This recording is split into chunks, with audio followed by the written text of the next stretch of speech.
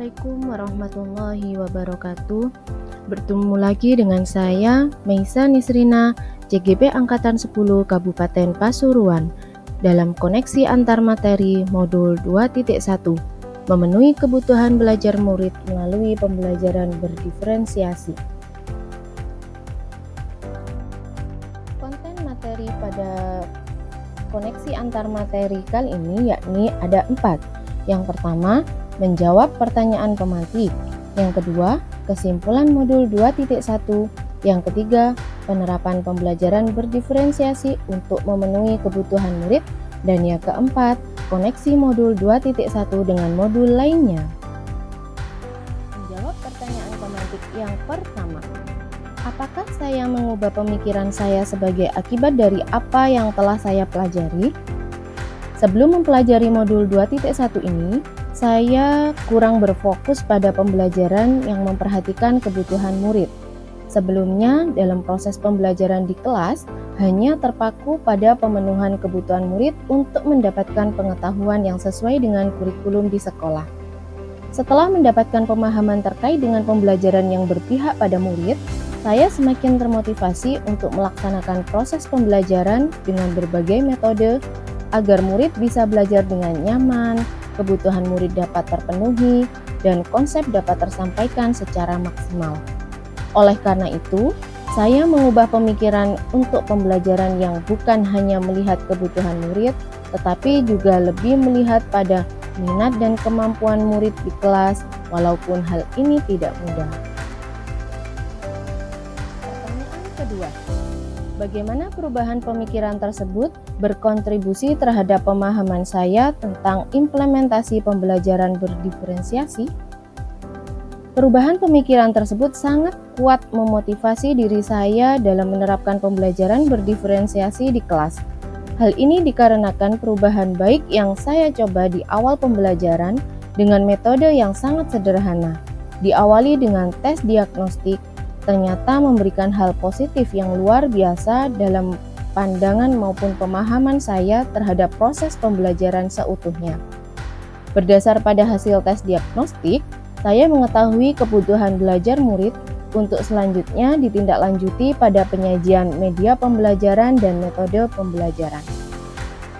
Pertanyaan ketiga, bagaimana saya tetap bersikap positif walaupun banyak tantangan dalam penerapan pembelajaran berdiferensiasi ini?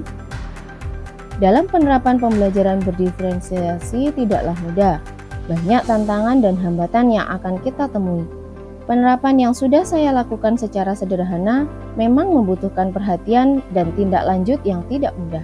Oleh karena itu, saya mencoba untuk tetap bersikap dan berpikir positif menghadapi kondisi tersebut dengan mempertimbangkan dan melihat kembali wajah-wajah masa depan yang beragam di kelas. Berikutnya yakni konten yang kedua, yaitu kesimpulan modul 2.1, memenuhi kebutuhan belajar murid melalui pembelajaran berdiferensiasi. Murid di sekolah kita pasti memiliki keberagaman masing-masing.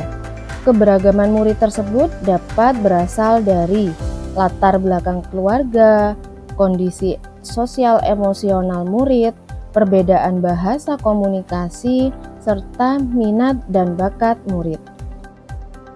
Nah, karena adanya keberagaman murid tersebut, sehingga kebutuhan murid pun berbeda-beda.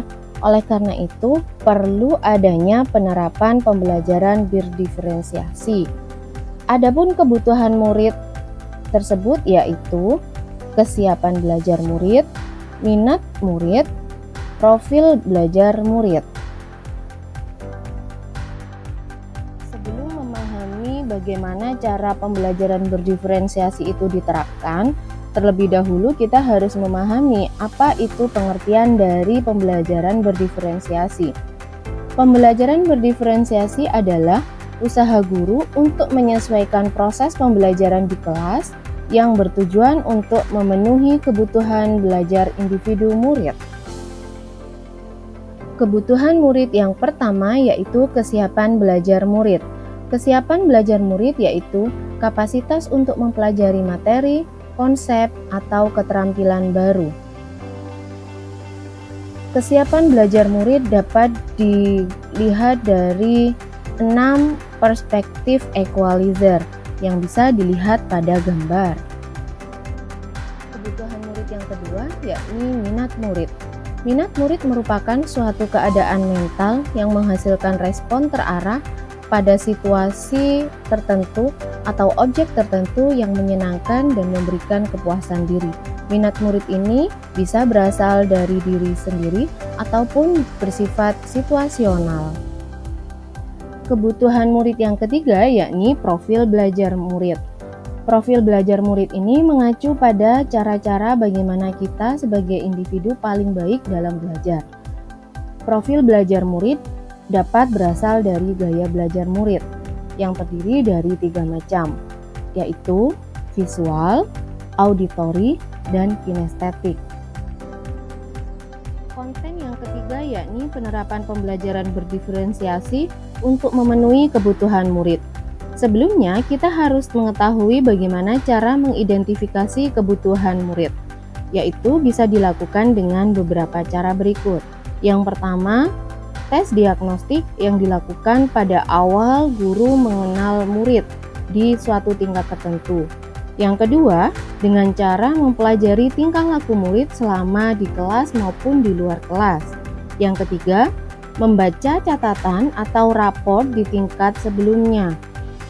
Berdasarkan catatan pada rapor, kita bisa mengetahui bagaimana catatan-catatan tertentu atau record-record tertentu yang diberikan oleh guru di tingkat sebelumnya. Berikutnya yang keempat yaitu dengan cara berdiskusi dengan guru pada tingkat sebelumnya dengan bertanya bagaimana kebiasaan murid, cara belajar murid, dan lain sebagainya. Serta yang terakhir berdiskusi antara guru dan orang tua murid.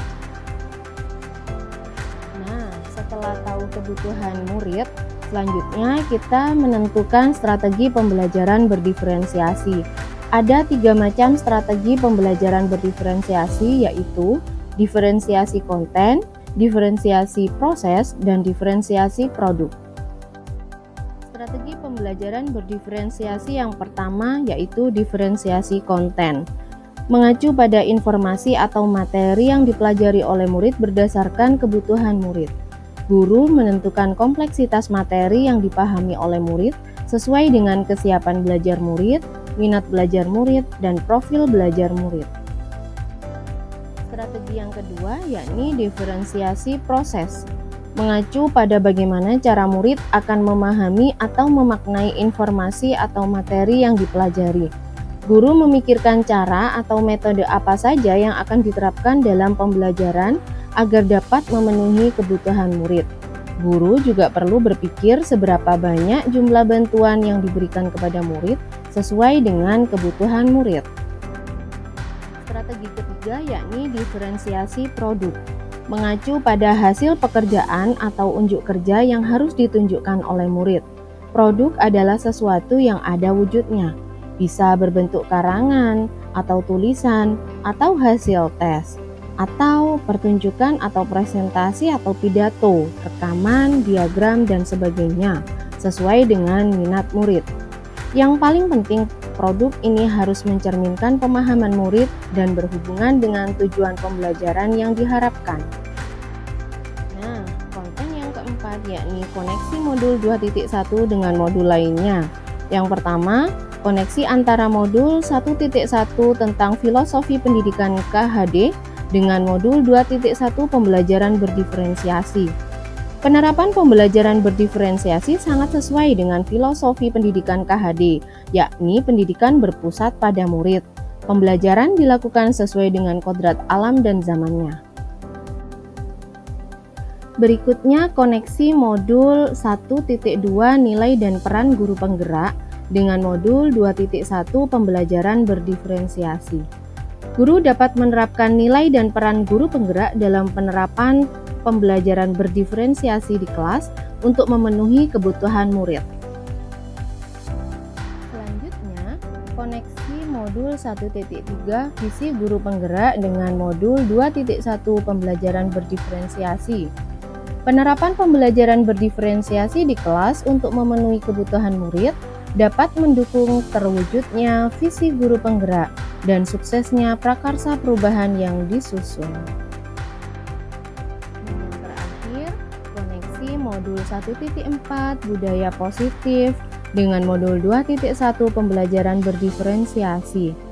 Penerapan pembelajaran berdiferensiasi di kelas dapat diperkuat dengan adanya penerapan budaya positif yang sudah disepakati bersama murid. Nah, demikian koneksi antar materi modul 2.1 yang telah saya susun. Semoga bermanfaat. Salam guru penggerak, bergerak, bergerak, menggerakkan. Sampai jumpa lagi. Wassalamualaikum warahmatullahi wabarakatuh.